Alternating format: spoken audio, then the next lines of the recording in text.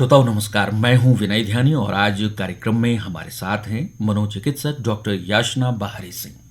Doctor याचना, बहुत बहुत स्वागत है आपका कार्यक्रम में। थैंक यू सर, नमस्कार। आज एक महत्वपूर्ण दिवस पर हम आपके साथ बातचीत कर रहे हैं क्योंकि आज विश्व मना रहा है मानसिक स्वास्थ्य दिवस। इस दिवस के पीछे मनाए जाने का क्या कारण आप मानती हैं?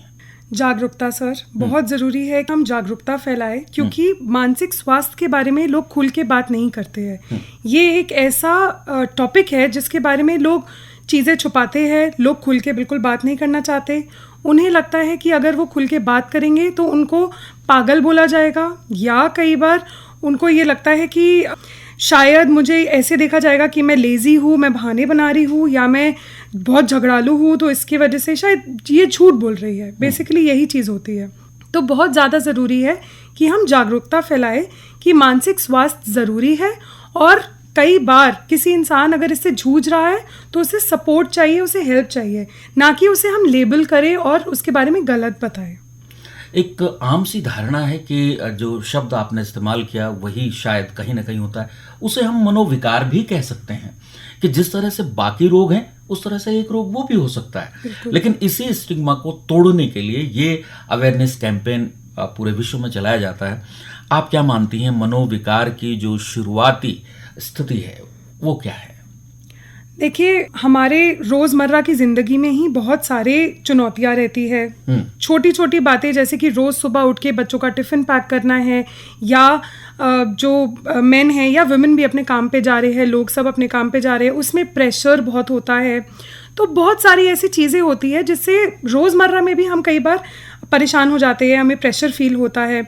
इसके अलावा कई बार ये जेनेटिक भी होता है कि हमें अपने पेरेंट्स से या अपने ग्रैंड पेरेंट्स से ये पास ऑन हो गया और हमें पता नहीं है इस बारे में कि ऐसा रन भी करता है आपके फैमिली में। तो ये भी बहुत ज़रूरी है कि आप एक बार चेक करें कि कहीं मतलब आप ऐसे प्रेशर से या फैमिली में या आपके इमोशनल मेंटल वेलबींग आप ठीक है कि नहीं। आपको अगर कुछ बहुत ज़्यादा डिप्रेस्ड फील होता है या स्ट्रेस्ड बहुत ज़्यादा फील होता है, जिसे हम बाद में कहते हैं कि वो एक नकारात्मक तनाव हो जाता है, तो वो बहुत ज़रूरी है कि हमेशा हम उसे सकारात्मक ही रखें। बिल्कुल। आप 9 वर्षों से इस क्षेत्र में काम कर रही हैं, चाहे वो इवेंट की बात हो, वर्कशॉप हो। क्या पाया आपने कि आज भी समाज में मानसिक स्वास्थ्य को लेकर आम जन कितना जागरूक है, या वो इसको ऐसे ही हल्के में ले रहा है? देखिए, मैंने हर बार 9 सालों से मैं इस पे काम कर रही हूँ, ज़्यादा हो गए हैं, बट 9 साल से पर्टिकुलरली बहुत बड़े बड़े इवेंट्स किए हैं हमने, बहुत सबके साथ किया है हमने।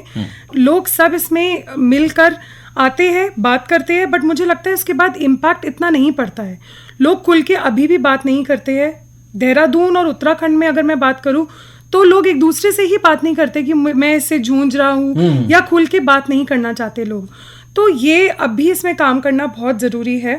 और जब तक लोग खुल के बात नहीं करेंगे, या ये जो गलत धारणाएं हैं जो हम एक विलन का रूप दे देते हैं कई बार कि इसे मानसिक स्वास्थ्य इसका ठीक नहीं है तो शायद इसमें कोई कमी है, या ये पागल है, ये कभी भी मुझ पर अटैक कर देगा, या ये ना अचानक से गुस्सा कर देता है, तो हमें ये सारी चीज़ें समझनी है कि हमें इसमें सपोर्ट देना है, हमें हेल्प करना है। आगे से खुद बढ़कर अगर हम उसको सपोर्ट करेंगे तो ये चीज़ें बहुत हेल्प कर सकती है किसी को भी। तो अगर हम इस चीज़ में और काम करें और मिल के सब हम एक दूसरे से हाथ मिलाकर और बातें इस बारे में कर सके खुल के, और फैलाए इस बारे में, एक दूसरे को जागरूक करें, अपने घर पे देखें। क्योंकि अगर हम आंकड़े देखें तो स्टैटिस्टिक्स के हिसाब से बहुत ज़्यादा जो हमारे एडोलेसेंट एज है, अगर हम उसकी बात करें तो बच्चे बहुत ज़्यादा प्रोन हैं। करीब 30% मैं बोलूँगी इस बारे में, all over the world, out of जो हमारे स्टैटिस्टिक्स है 30% बच्चे जो है वो 30% बच्चे ही है। तो हमें इसके लिए कुछ काम बहुत ज़रूरी है करना, ताकि हम उनको जागरूकता दे सकें। हम देख रहे हैं, और इसके पीछे एक महत्वपूर्ण तथ्य जो है वो है स्ट्रेस, तनाव जिसको हम कहते हैं। खासकर किशोरों की बात आपने की, किशोरियों की बात की, और आपने कहा कि एक बहुत बड़ा प्रतिशत इस क्षेत्र में देखा जाता है। खासकर आत्महत्या जैसी घटनाएं अगर हो रही हैं तो एक मनोवैज्ञानिक के तौर पर किस तरह से देखती हैं आप ये समस्या को? अगेन मैं इसमें यही बोलना चाहूँगी कि प्रेशर बहुत ज़्यादा है बच्चों पे। बच्चों के ऊपर रोज़मर्रा की चुनौतियाँ तो रहती ही है, पर इसके अलावा कई बार दोनों माता पिता काम पर चले जाते हैं या खुलकर वो किसी से बात नहीं कर पाते बच्चे। तो बहुत ज़्यादा ज़रूरी है कि हम इस एज के बच्चों को ध्यान से देख सकें। हम उनको अगर हम उनसे बात नहीं भी कर सकते, बट आपको उन पर अपनी नज़रें गड़ाए रखनी है कि बच्चे कहाँ जा रहे हैं या वो क्या कर रहे हैं। कई बार आपस में पेयर प्रेशर की वजह से बच्चे ड्रग्स लेना शुरू कर देते हैं या गलत पीना खाना कुछ शुरू कर देते हैं। तो बहुत ज़्यादा ज़रूरी है कि हम उन पे नज़रें ज़रूर अपने रखें और खुल के कोशिश करें कि किसी ना किसी या तो माता या पिता या भाई बहन वो बात करे इस बारे में, कोई भी तनाव हो तो। बिल्कुल ठीक कहा आपने, और मैं भी वहीं आपको लेकर आ रहा था कि परिवार की महत्वपूर्ण भूमिका होती है। किसी भी घर की अगर हम कहानी कहें तो मेरे ख्याल से पहला हल परिवार है, बाद में चिकित्सा है, उपचार है, जागरूकता है। परिवार की भूमिका क्या होनी चाहिए डॉक्टर याचना?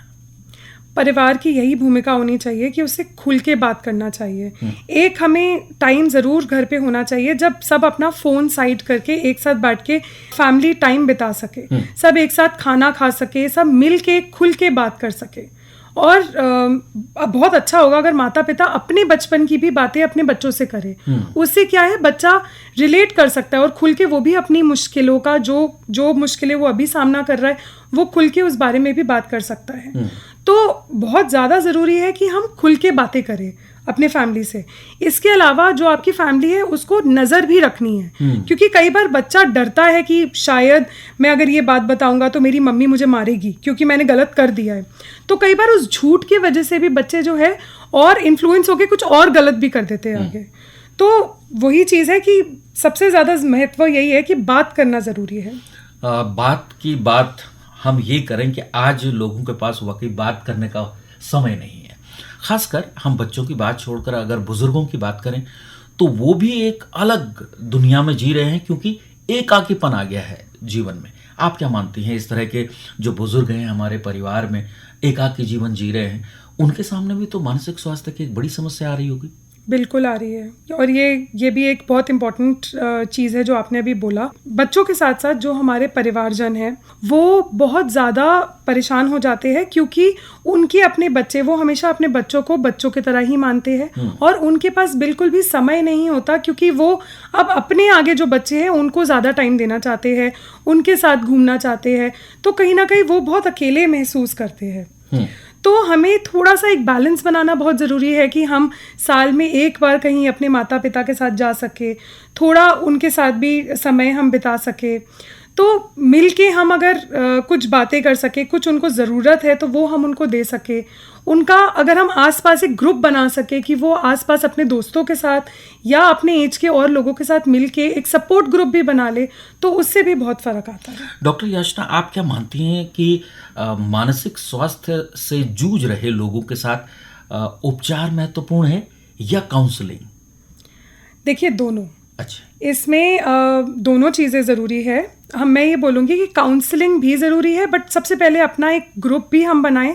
अगर आपको लगता है कि बहुत ज़्यादा, मतलब अगर आप एक सकारात्मक सोच रखते हैं तो तनाव जो है वो अच्छा भी होता है, लेकिन जहाँ पे तनाव आपका नकारात्मक हो जाता है तो तब बहुत ज़्यादा ज़रूरी है कि आप फाइनली काउंसलिंग की ओर बढ़ें। और काउंसलिंग की ओर बढ़ने के लिए हम सबको बिल्कुल भी ये नहीं सोचना चाहिए कि वो क्या सोचेगा या देहरादून एक छोटी जगह है, बात बाहर निकलेगी। हमें ये सारी चीज़ें नहीं सोचनी है, हमें खुल के बात करना है, क्योंकि जब तक आप खुल के बात नहीं करें आप चुपचाप इस पीड़ित रहेंगे और आपको इस चीज़ से नहीं जूझना है। हमें खुल के बात करनी है। आइए अब बात को आखिरी मोड़ पर ले जाते हैं, क्योंकि विश्व मानसिक स्वास्थ्य दिवस की हर वर्ष एक थीम होती है। इस बार की आपात जो स्थिति हैं या आपदा के वक्त जो मानसिक स्वास्थ्य है उसको रखा गया है। आप क्या मानती हैं कि आपदा के इस समय में कोई भी त्रासदी हो, कोई भी इस तरह की दुर्घटनाएं होती हैं, उस समय मानसिक स्वास्थ्य के लिए क्या किया जाना चाहिए? अगेन यहाँ पे जैसे आपने बोला काउंसलिंग ज़रूरी है। हमें सबसे पहले तो एक दूसरे से हाथ मिला के सपोर्ट करना चाहिए। जैसे हम लोगों को खाना दे रहे हैं, हम उनको और चीज़ें प्रोवाइड करने की कोशिश कर रहे हैं वहाँ पे, तो बहुत ज़रूरी है कि हम जाके दो बातें भी कर सकें उनसे। तो जब आप उन लोगों से बात करेंगे तो आपको पता चलेगा कि वो एक ट्रॉमा या वो उस परेशानी से कितना जूझ रहे हैं। क्योंकि अगर कोई लॉस है या घर पे किसी कोई ऐसा है जो अब नहीं है उनके घर में और वो किसी को खोज रहे हैं या किसी की डेथ हो गई है घर में, तो बहुत ज़्यादा ज़रूरी है कि हम उनको सपोर्ट दे सके, बिकॉज एक ट्रॉमा उनकी ज़िंदगी में रहेगा। तो जब तक वो उस ट्रॉमा से जूझ रहे हैं, वो फिर उनकी जो भावनाएं हैं, जो सोच है, वो हमेशा ही दुखी रहेंगे। तो अगर हम उनको एक हाथ बढ़ा सके और उनसे बात कर सके खुल के, उनको थोड़ी खुशी दे सके बातों के जरिए से ही, तो भी हम उनको बहुत हेल्प दे सकते हैं। पहाड़ ने भी आपदा देखी हैं, एक नहीं बल्कि कई, और इस बार काफ़ी कुछ नुकसान हुआ जान माल का। और उस समय सरकार के ये प्रयास हुए कि मानसिक स्वास्थ्य पर भी काम किया गया, और इसके लिए बहुत जो सरकारी प्रयास हैं वो सार्थक रहे। डॉक्टर याचना, आप कार्यक्रम में आए। आज महत्वपूर्ण चर्चा आज के इस खास दिन पर आपके साथ हुई, और हम चाहते हैं कि हमारे सभी श्रोता स्वस्थ रहें और मानसिक जो एक स्वास्थ्य की बात है उसको कभी भी नज़रअंदाज ना करें। इसी कामना के साथ आपका बहुत बहुत आभार। धन्यवाद। धन्यवाद सर।